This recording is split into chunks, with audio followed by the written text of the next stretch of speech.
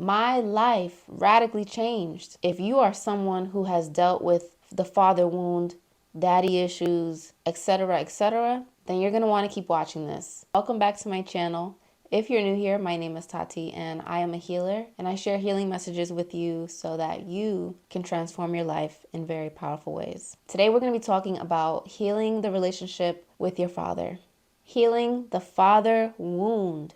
This topic is so important for me to speak on because I think everybody has a father wound. And everybody, oftentimes, who has a father wound has had a wounded father. And that is something that we don't talk about. But I'm here to bring this topic to light. And I'm going to give you guys some food for thought on how you can change your lives. I want to first start out by saying that by healing, it felt like I had released the bogus version of myself. It was almost like I had shed the skin of the pretend me, the me that was wounded. And because of that wound, I became someone who my spirit was not. By healing, my life radically changed. Once we find a way to learn how to heal, because this is something we have to learn how to do. This is not something that is easy, that is innate to us. It is something we have to learn. And once we learn how to fully heal ourselves, and healing is a lifelong process. I want to say that first and foremost. Healing is a lifelong process. We are constantly having to heal over and over again, and we get better at it over time.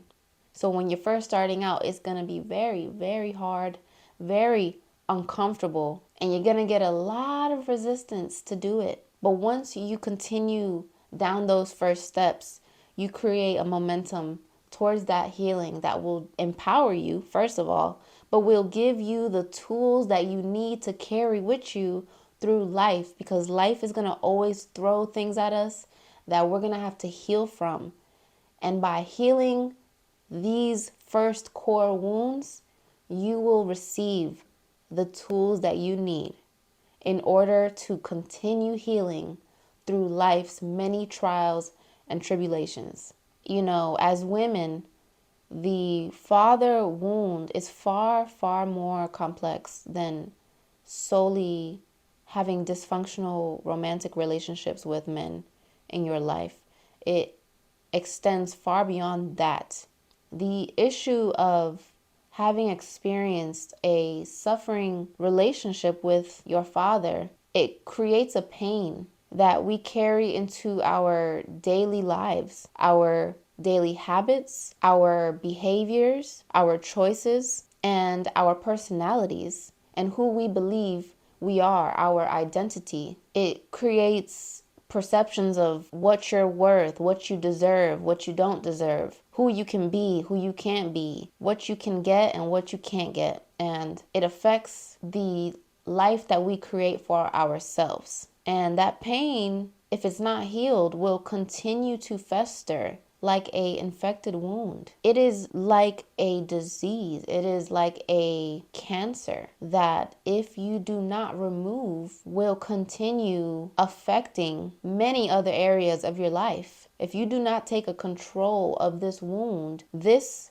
will be the detriment to you and your well-being. I'm lucky to have learned this very early on, but many women go throughout their lives with this wound, carrying this burden within them, and they are literally walking around carrying this wound, which is affecting their mental, physical, and spiritual health. It affects every aspect of your life, and some scars live with us for the eternity of our lives. But scars, you see, are much different than wounds. A scar has been healed. You may be able to still see it physically on your skin as proof that you have once been wounded, but a wound does not become a scar if it is not properly healed. When a person is wounded, they are more susceptible to infection. This is just nature. This is science. We know this. And so when you are when you carry the unhealed father wound, you are more susceptible to becoming a victim in your life, a victim to others and a victim to your own shenanigans, your own doing. And I believe that there are certain people who are unknowingly, or I should say unconsciously, addicted to the pain because it is all they've ever known. It is all they have ever dealt with. And therefore, they understand this to be normal or natural. And unfortunately, there are people who believe truly in their hearts that it is better to hold on to the pain, to never forgive, never forget, never heal, and who believe that they must live with this pain and that they must carry this into their daily lives and habits and behaviors. And it is extremely unfortunate because that is you telling yourself that you deserve to remain unhealed, that you deserve to remain vulnerable and a victim and susceptible to more pain in your life. And I have been there. It is not easy to heal a wound. Some wounds are cut deeper than others, and the ones that are cut very deeply take more resources and more time to heal. And so, I know this firsthand that it is not easy to begin the process of healing because cleaning a wound sometimes hurts. And you may know that, when you get a nasty cut or a nasty injury, and the first thing you know that you should do is pour alcohol on that wound. You need to clean that wound. You need to make sure that there is no bacteria left in it before you begin the process of healing it. And so when we know that the first step should be pouring alcohol on there, we also know that it's going to hurt like heck. And that may begin to cause the discomfort, the fear, the anxiety. Though we know it is necessary, we do feel that initial worry of what is about to come about from healing this wound. And like I said, it is not easy. And I'm not telling you to tolerate any abuse or disrespect from anyone. That is not what I'm saying. Obviously, if you are in a situation where you are being abused or disrespected or harmed in any way, then 100% you do not have to tolerate that. You do not have to deal with that. You should get out of that situation. You can't change nobody else but yourself. So if there's someone who, continues to cause harm to you, continues to abuse you, continues to disrespect you, cause you suffering or affects or disrupts your peace, then by all means, you don't owe anybody your time or your energy or your presence. But what I'm specifically speaking on is that because we are human, we are imperfect. You can't be human and be perfect. Only the Creator is perfect. So to be human means to be imperfect. For each and every single one of us, that is true. Those who have wounded others and have caused the father wound in their children, most likely were wounded children themselves, and due to circumstances became wounded fathers. So you see, if you don't heal the wound, you continue to live with it. It becomes a transmittable virus that becomes severely contagious to those around you. And that is why the saying wounded people or hurt people, because the hurt, the pain, the unhealed wounds that live within us are some of the most contagious viruses and diseases out there. So again, though you may not tolerate disrespect, and though you may not tolerate abuse or harm from anyone, you still need to heal. You still need to find a way to take those first steps towards the process of healing. And some people, I think, get caught up in, well, this is what happened to me, so this is why I am the way I am. Or my daddy was this way, so that's why I'm this way. Or because of him, now I have to deal with this. I hear that way too often. But your past, though it may tell you why you are the way you are, your present moment, you cannot blame on anyone else. Your present moment has been created by you and you only. To say that is not true is to say that we do not have control of our own lives. It's to say that our lives are 100% affected, shifted, and shaped by others and those in our environment around us,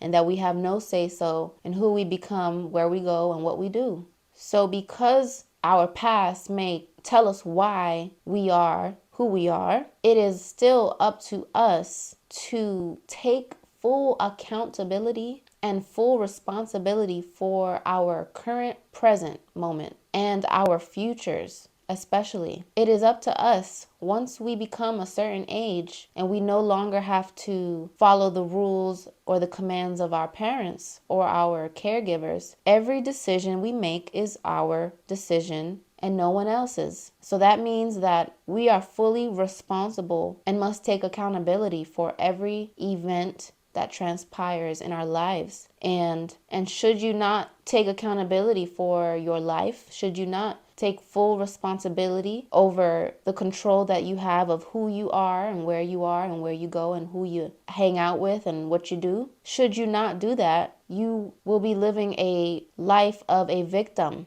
The victim has no say-so. The victim has no control. The victim has no voice, and the victim has no power. And so for you to say that, your life is a result of someone else is to say that this person has so much power over you. To say that is to say that other people and other things have more power over your life than you do. Is to say that you are a powerless being in your own reality. I want this video to be your sign to heal from whatever you may have gone through, from whatever pain you may have endured or suffered from. This is your sign to begin the first steps. All you have to do is start the first steps towards the process of healing. Some wounds we can heal on our own. Some wounds we gotta just open up the medicine cabinet, take the bottle of alcohol, pour it on your wound, clean it up a little bit, put a Band-Aid on top, and you're good to go. But then there's other wounds that you must seek outside help for. There are wounds that not even you can properly clean and bandage for yourself. There are some wounds that you have to go to the emergency room.